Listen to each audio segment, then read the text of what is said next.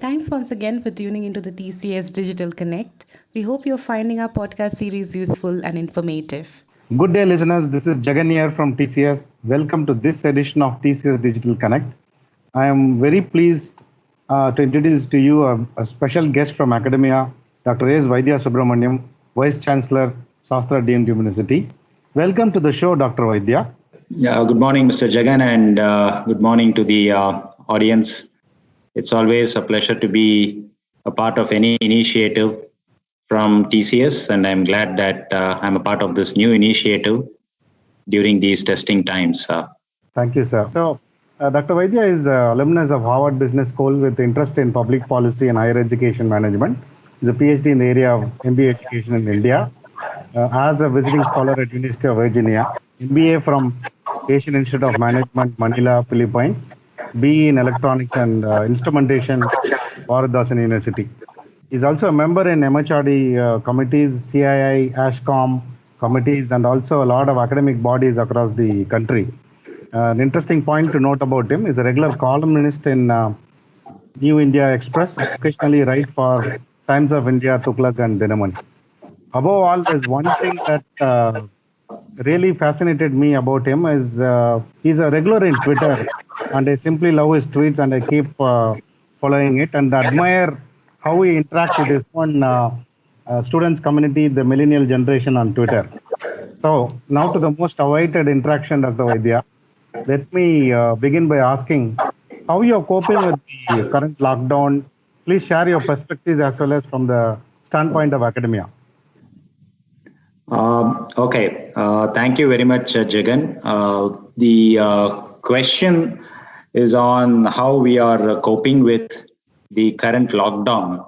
In fact, if you look at this question, I would say that this question has 5 parts. Okay. Because what we are undergoing is the lockdown 5.0 version. So each lockdown, to me as an individual and somebody in the academia behind an institution, each of the phases has been a learning experience, except for the first 2, which was more a time where things were very uncertain.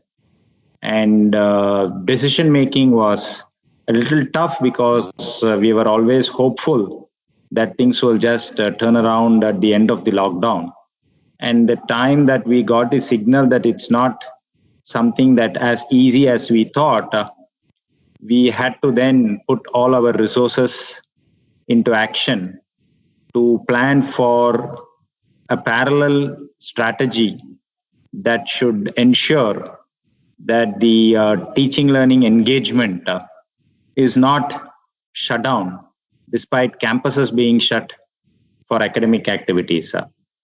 So the lockdown, which is the 5th version that we are currently in, has given us a lot of learning experiences, and the learning curve that we underwent has really transformed the way in which, as an institution, we have responded, as an individual, faculty and students have responded.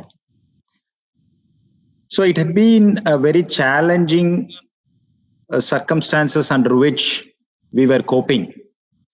And one of the main challenges was to ensure that at no point of time the career pathway of students is being affected, and especially the students of the graduating batch. And when we closed the campus for academic activities, we did have in our mind about the way in which we need to structure our engagement with students, building it on a digital ecosystem which will be run primarily through online assets. And thankfully, we also had a very wonderful team from TCS through the ION business, which partnered with us. And I'm very happy to say that maybe Shastra is one of the first movers, and I would say even the first institution to partner with ION to get our online classes up and running within 3 days after the lockdown was announced on March 24th. So within a week's time, we were able to release an online calendar, which by way of a very structured connecting mechanism ensured that the residual classes happened, and in some cases where we did finish some of the regular teaching, the refresher classes happened. So between end of March up to end of April, we had a very structured, I would say, a COVIDian calendar that was delivered in the online medium, part of which was through TCS Ion, another part was through Google Classroom. And then came the challenge of assessing the students. And that again, the Ion was the perfect solution that met our expectations. And we completed all of our internal assessments online. And we used 100% the services of Ion. Now, once this assessment was also done, that's when we realized that it's very difficult to open up the campus for our end semester examination. So we realized that during the month of May, and that's when a lot of deliberations and discussions happened. And finally, what we decided, and by the time the UGC also came with a guideline for institutions to plan their academic activities insofar as the exams are concerned.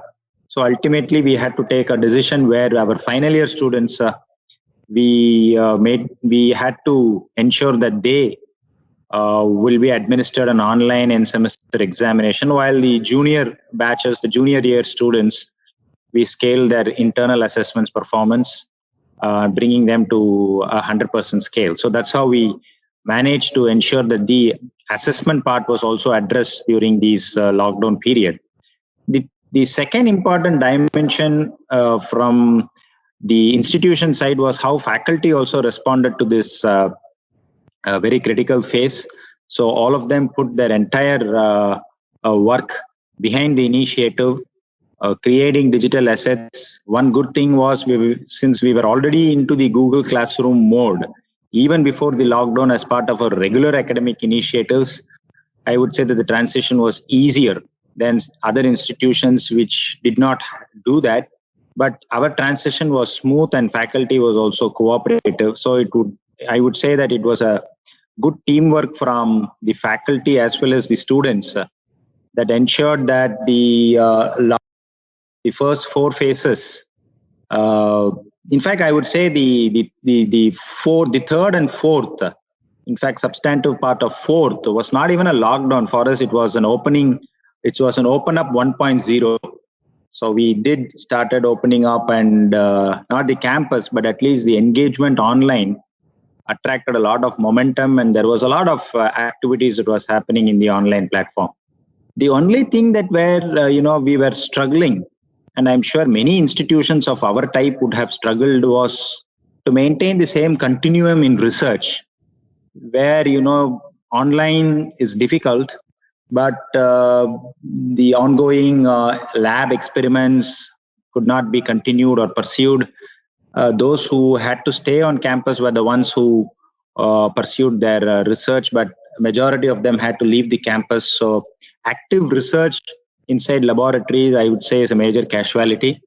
But with the existing team, we also managed to do a lot of research addressing the social needs. I'm sure you would have seen how we came up with some product designs for 3D printed ventilator splits. Then we made robots that could deliver medicine and food to the isolation wards, and we fabricated and designed and fabricated 20 robots and gave to various hospitals in Tamil Nadu. Then we also designed our aerial drones, which we actually used for agriculture, but then we repurposed this to be used as a disinfectant.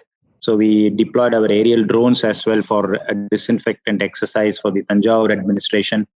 And we are also, working strongly in some herbal drugs as an anti-COVID measure. So that part of the research with the team that was available on campus still continued. So our research during this time had addressed the COVIDian needs, while the ongoing research, we are yet to bounce back, and hopefully we will bounce back stronger soon. Fantastic. They say never let a good crisis go waste. And this was what I was listening to the last few minutes was a classic example of that, Dr. Vijay. Fantastic. The way under your leadership, the way Sastra University responded, rebounded, and reimagined things is very fascinating to know. Uh, and that too, I think the partnership with ION, I think it also an exemplary uh, example Yes. of leadership and partnership there. Thank you so much. Um, you are also someone who has seen both the worlds. Apart from the academic stint, you also had your corporate stint. So my next question is around this. What Mhm. changes do you foresee in the academia and the academia industry relations in the post-COVID world, Dr. Vaidya?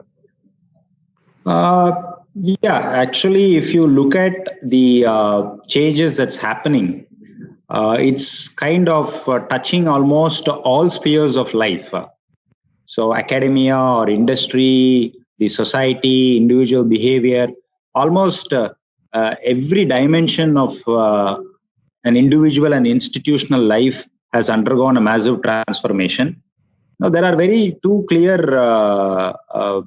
areas that are emerging out in terms of the changes that I foresee in the academia, and my latest article was also on that.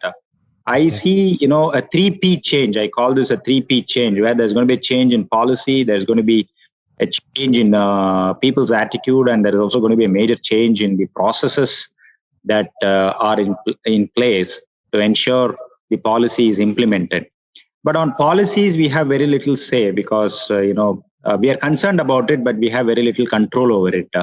But I would always work on areas where I am concerned and I have some control over it. So that's where I work very closely with changes in processes and changes in people's attitude. So on that count, the way in which the change is going to happen in the academic institution, at least for the foreseeable future, in terms of the process, is how we're going to admit students, how this is all going to be done in an online platform. So the entire onboarding exercise is going to be online. So the processes are getting changed right from admission stage, and then the pedagogy, how online is going to kind of forcefully intervene. I will never say that it is a substitute for the regular teaching learning mechanism. It's going to be a supportive influencer, so it will disrupt the conventional practices. Then after the pedagogy, which includes assessment, the way in which we are going to creatively test students' abilities is also going to change. Then we saw some of the convocations in Japan and in some universities in North America where convocation was also online, and they had robos with photos of students, giving them the real-time feeling. So I wouldn't push that too hard on graduation. Maybe that will still happen in a physical mode. But again, research has underwent a lot of change. We have seen that now research is no longer getting isolated. This COVID has also brought together a lot of institutions that are working in similar areas in a collaborative platform. So the way forward is going to be in collaborative research. Changes that I foresee in the industry is pretty much changes that I've already seen that's happening. Many of the other players in different industry, they have also started changing the way in which they interact with customers, they interact with their suppliers. So their entire value chain is undergoing a massive disruption. But how is it going to alter the way in which the academic industry, the relationship is going to happen? I think the more and more these changes happen, the stronger and stronger that academia and industry have to get together so that this change, the best practices in this change, there is a mutual osmotic transfer of knowledge in terms of the best practices. So I foresee a mutual osmotic transfer of best practices between the academic and industry, which will transcend the conventional conventional practices. And I think we should be looking at something that's more transformational. Thank you so much, Dr. Vaidya. In fact, the three P's, policy, people, process, very beautiful dimensions to the whole thing, right? The one that governs the entire change that can happen on it. Plus, also you spoke about strengthening of academic industry collaboration like never before. and thanks to the Digital Tech Investment. Thank you, friends, for joining us. We'll continue our conversation with Dr. Vaidya in the part 2 of our podcast. Till then, take care of yourself and stay safe. Thank you, friends, for tuning into the TCS Digital Connect. Eager for the next episode? Well, stay safe and stay connected at Campus Commune for more.